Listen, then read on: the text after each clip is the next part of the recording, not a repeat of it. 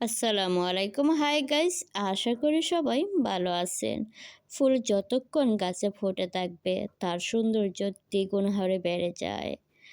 প্রয়োজনে অপ্রয়োজনে গাছ থেকে যখন ফুলগুলো আলাদা হয়ে যায় তখন তার সৌন্দর্য একদম নিমেষে শেষ হয়ে যায়। ফুল যখন ঝরে যায় তখন ফুল বুঝতে পারে তার সৌন্দর্য কমে যাচ্ছে। ঠিক মানুষের ক্ষেত্রে যখন সৌন্দর্য থাকবে তখন অহংকার করবে না, কারণ একটা সময় সৌন্দর্য হারিয়ে যায়।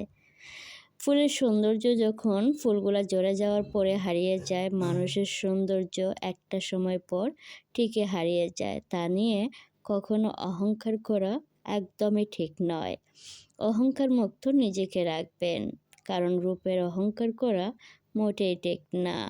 আমাদের অবশ্যই তা মনে রাখতে হবে। রূপের অহংকার আর ফুলের